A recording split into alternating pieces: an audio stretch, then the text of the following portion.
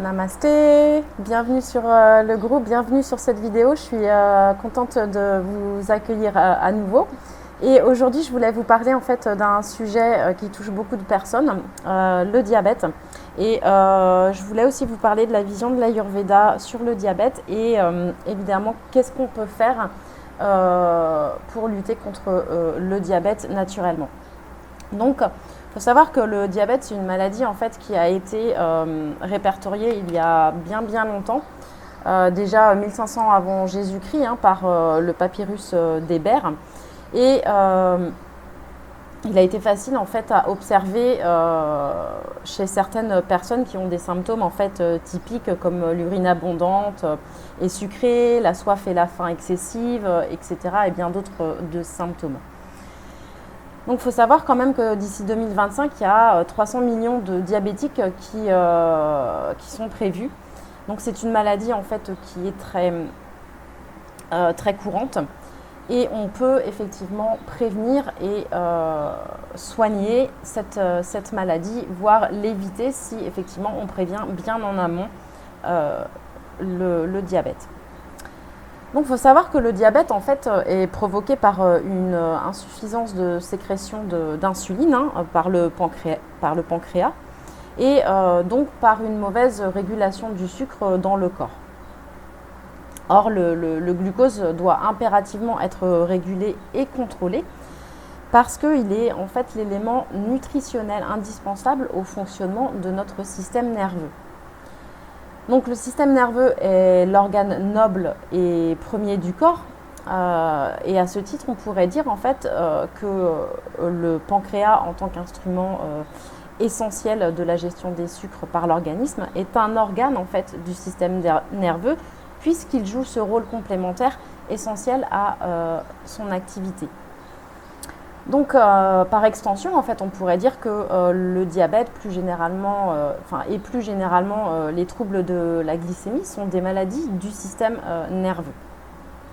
Donc, pour les individus qui en souffrent, cela se traduit d'abord par des fringales violentes. On pourrait manger n'importe quoi, surtout du sucre. On cède aux tentations facilement. Et le cycle se déclenche à nouveau, trop d'insuline, hypoglycémie, prise de sucre, donc on rentre dans un cercle vicieux. Donc si rien n'est fait pour régler le problème, le phénomène en fait va s'aggraver avec le temps et les crises d'hypoglycémie s'accompagnent en fait peu à peu de somnolence, de vertige, de syncope, d'angoisse, de sueur excessive, etc., etc. Il y a plein de symptômes qui apparaissent au fur et à mesure du temps. Donc le pancréas s'emballe et puis finalement parvient à ne plus produire la quantité d'insuline suffisante pour régler cette glycémie. Donc il faut savoir que la consommation moderne qui est trop riche en sucre mène inéluctablement en fait à l'épuisement du pancréas qui lui s'obstine en fait à lutter contre le trop plein de glucose, de sucre, qu'il détecte en fait en permanence dans le sang. Donc le diabète qui est par contre non insulinodépendant est déjà là, mais ça veut dire qu'il est aussi déjà pas loin. Donc cette explication peut être réductrice légèrement, mais devant une situation en fait de pré-diabète ou de diabète non insulinodépendant, le premier réflexe en fait doit se tourner vers des traitements naturels, les traitements vers les plantes qui aideront en fait notre organisme à gérer et sans paniquer surtout son taux de glycémie. Quand je dis sans paniquer, c'est sans apporter de stress en fait à son corps. Ensuite, il faut savoir aussi qu'on a une prédominance, une tendance en fait corporelle spécifique à l'apparition de ce qu'on appelle praméa en Ayurveda, donc l'apparition du diabète. Et cela peut être dû à une prédisposition en fait génétique ou aussi à des habitudes de vie trop sédentaires et un mental en fait beaucoup trop dans le stress, beaucoup trop dans l'anxiété.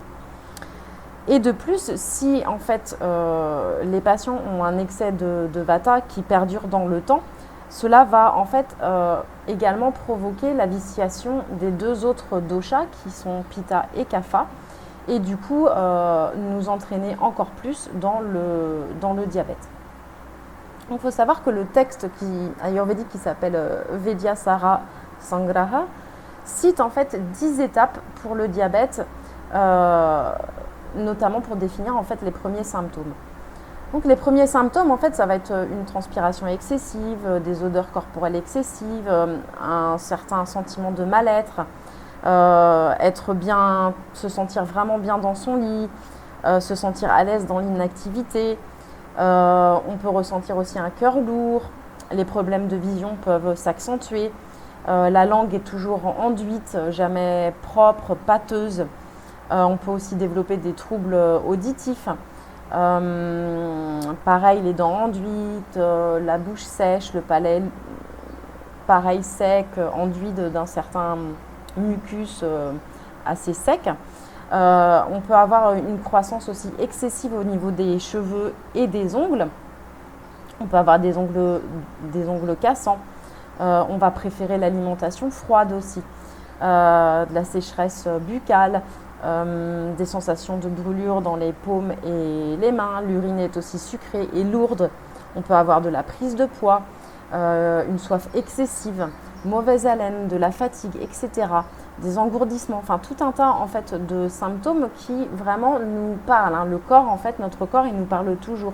Donc c'est pour ça qu'en Ayurveda, on dit toujours, moi je dis toujours à mes patients d'écouter, d'être vraiment dans les ressentis de son corps, parce que le corps, il nous donne toujours des signaux. Hein. Donc quand on est à l'écoute de ces signaux, on sait qu'il y a quelque chose qui ne va pas, hein, surtout si ces signaux perdurent. Donc c'est là où en fait il faut prendre les devants.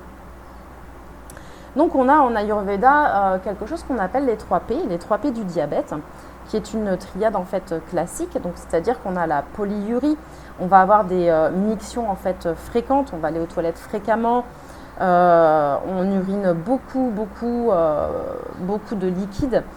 On a la polydipsie qui est en fait une augmentation de la soif. On a vraiment une soif excessive. On a aussi la polyphagie, c'est-à-dire qu'en fait on a une augmentation de l'appétit, de la faim. Donc ce qui fait que convertir le glucose disponible devient difficile, puisque plus on mange, plus on demande en fait au pancréas de produire de l'insuline, et comme il ne peut pas produire beaucoup d'insuline, du coup on engraisse, on toxine en fait nos tissus. Donc il y a une certaine fatigue qui arrive, une irritabilité, voilà, tout plein de symptômes que je vous ai aussi donné tout à l'heure. On va avoir aussi des guérisons de plaies qui sont lentes, voire très très longues, etc. Des infections récurrentes, voilà. Donc c'est-à-dire que si on n'agit pas rapidement, les complications peuvent aussi apparaître. Donc on sait très bien que les complications du diabète sont assez graves. Hein.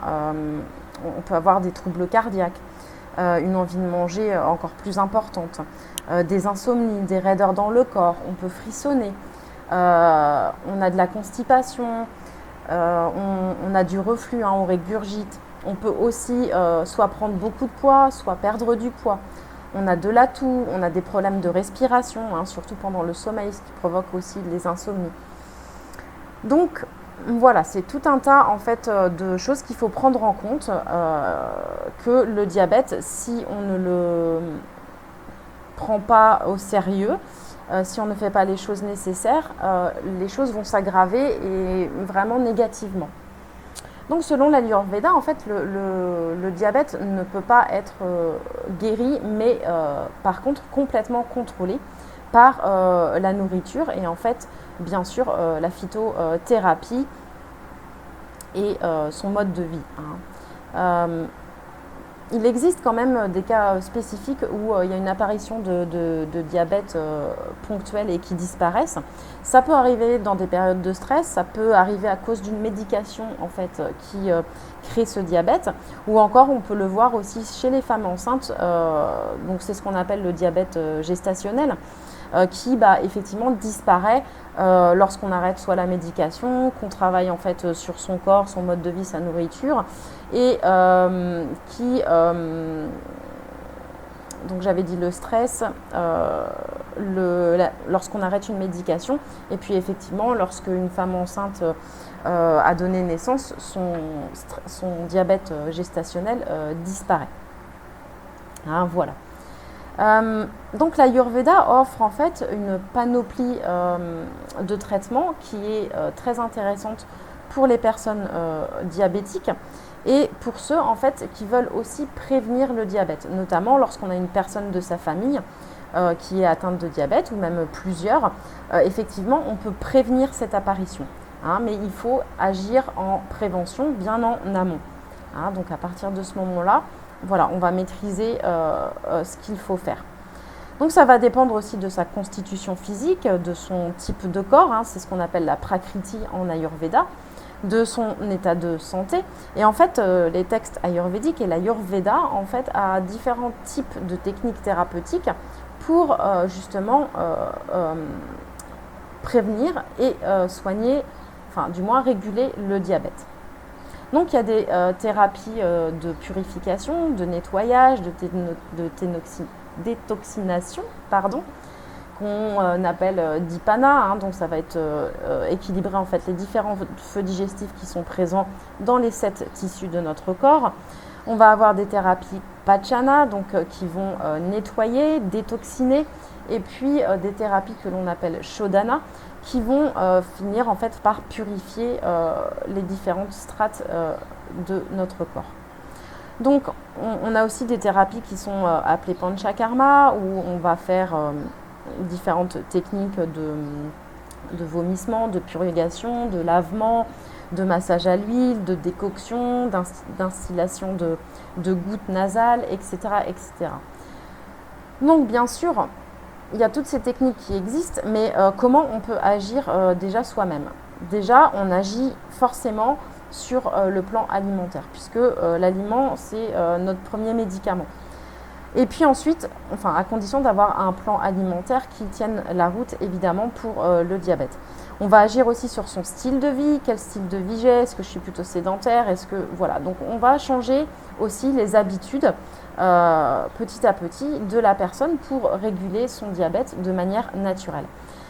Et puis, c'est important aussi l'alimentation, de savoir ce qu'on doit ingérer pour avoir les nutriments et les micronutriments en fait, qui sont facilement acceptables par notre corps et pour reconstruire en fait les tissus corporels et puis aider au renforcement du mécanisme de notre système immunitaire et justement engager aussi cette perte de poids pour dégager tous ces tissus adipeux et engendrer une meilleure circulation en fait de ce qu'on ingère au sein de notre corps.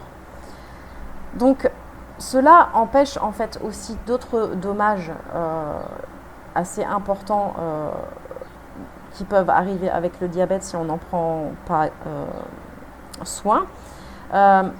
Donc toutes ces thérapies, en fait, que ce soit dans la prévention ou dans la recherche de guérison, de régulation, je devrais dire, on améliore en fait les fonctions de nos organes et de notre corps. Donc on va, par un plan alimentaire, par notre style de vie et par les exercices physiques spécifiques, améliorer en fait tout notre système. Donc on peut aussi intégrer des massages à l'huile bien spécifiques, des massages nourrissants que l'on appelle en fait Navarazziki, des massages à l'huile, de l'administration d'herbes ayurvédiques pour justement régler tout ça. Dans son alimentation, on peut aussi je veux dire intégrer les légumineuses spécifiques comme les pois chiches, les haricots mango. On va avoir des épices comme le curcuma qui sont très importantes dans l'Ayurveda, le fenugrec, le poivre noir. On a aussi le Nîmes qui est très important justement pour gérer et réguler son diabète. Donc il y a aussi plein d'autres choses comme des décoctions, enfin voilà, des formules ayurvédiques à base de plantes pour gérer tout ça, et gérer sa perte de poids et réguler sa glycémie.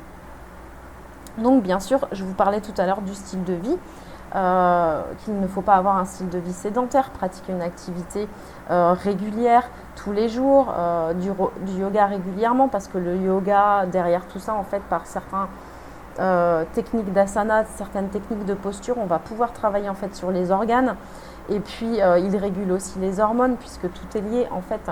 La méditation guidée ou la méditation du moins qui est pratiquée avec un enseignant ainsi que le pranayama ont vraiment des effets en fait sur la glycémie et les fonctions primordiales des organes.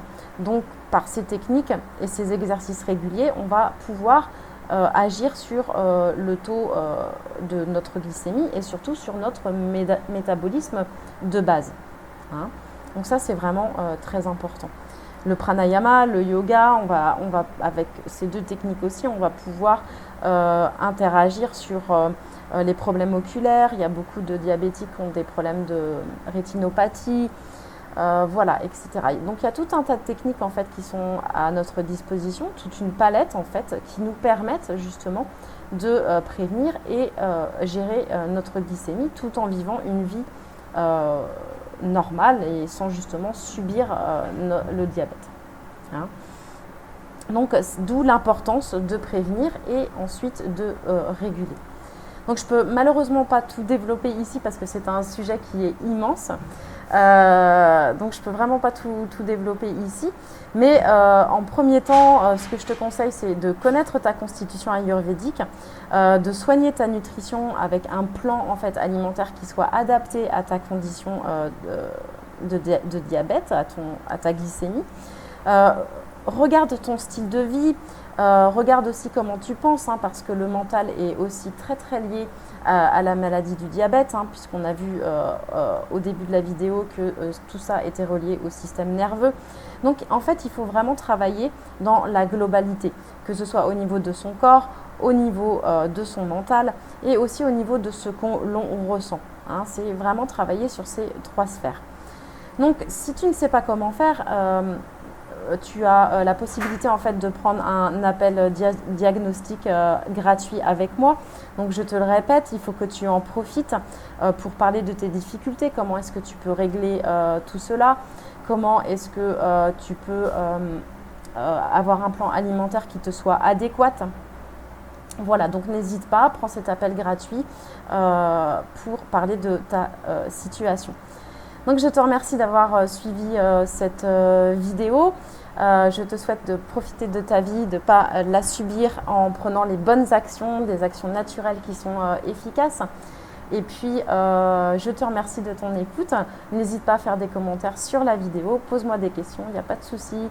Je vous répondrai avec grand plaisir. Namasté, namasté à tous et je vous souhaite une excellente journée.